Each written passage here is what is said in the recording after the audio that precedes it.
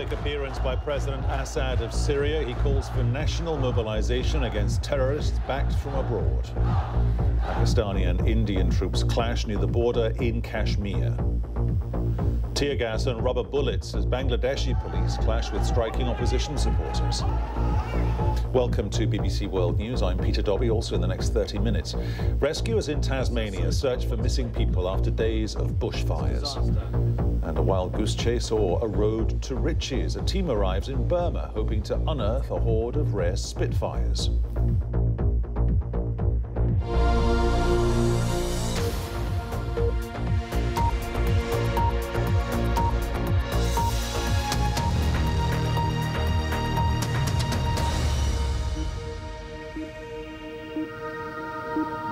The Syrian President Bashar al-Assad has called on every citizen to defend the country from terrorists. In his first live broadcast since June, he also outlined a plan for dialogue and reform. So far, more than 60,000 people have been killed in the Syrian war, which has engulfed the country since March 2011.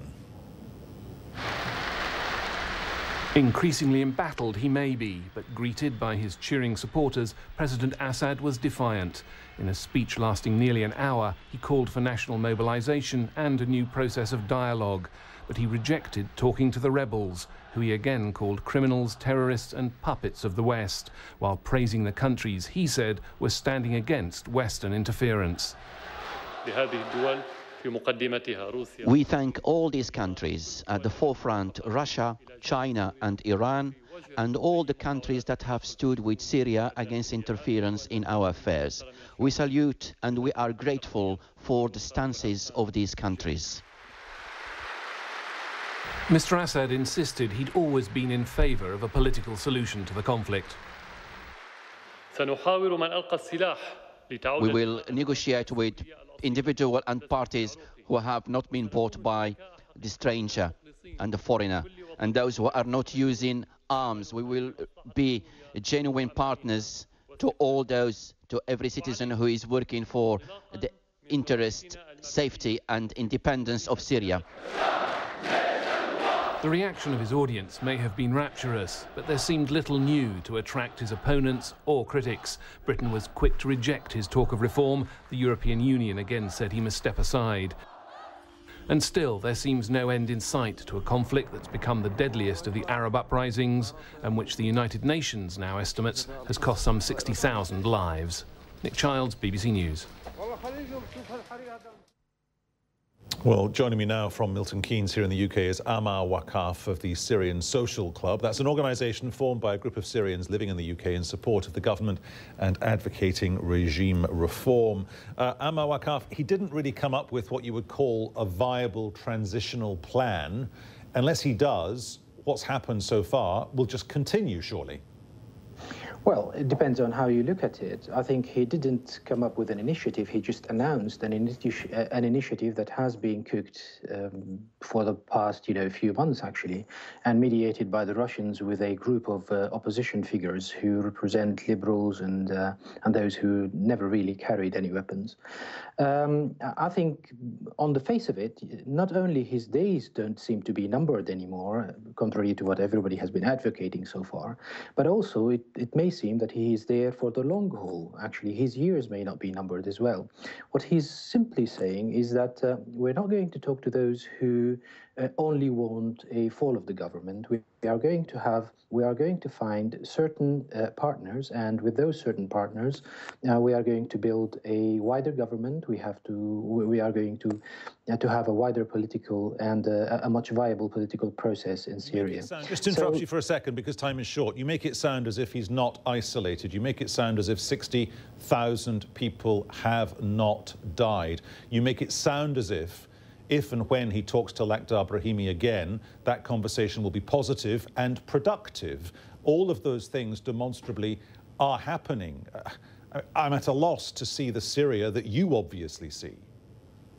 Well, because you're reading the news the opposite way around, I think. If you think that what is happening in Syria is a revolution with regards to achieving democracy and human rights and so on, just try to think that a Saudi citizen would leave his family back home and go to Syria for jihad. Do you think he's going to fight in Syria for the rights of women, for example? I am not. Can I suggest to you, I am not painting it in any particular way. 60,000 people have died, and every major European country has recognized the opposition as being the true voice of Syria. You're not seriously telling me that the French Foreign Ministry and the Foreign Secretary here in London have got that completely wrong, because they demonstrably have not.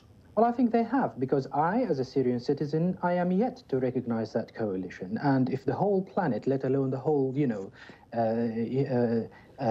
Milky Way, accepts the Syrian coalition, it remains for me as a Syrian citizen and my friends and family in Syria to consider it as a representative. The way we see this coalition is that these are people who are appointed by the West, by certain countries.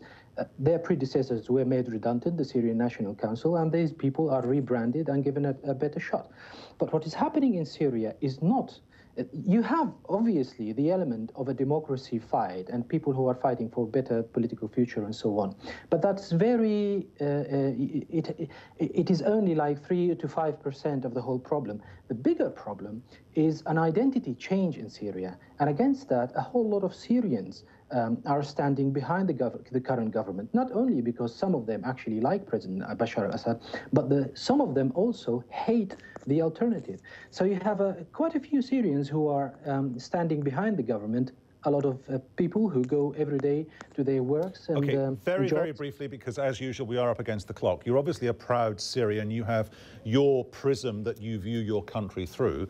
If you are a proud Syrian, if you have family and friends there, can I ask you why you're in Milton Keynes, tucked up safe and sound? Why are you not in Syria, pushing to maintain the Syria that you recognize, the Syria that you love, and trying to talk to the opposition, trying to work with them and understand their stance? They have bought into an equation laid out in front of them, particularly by the UK Foreign Secretary 6 weeks ago, saying you've got to basically stay in Syria, because if you leave Syria, you've lost.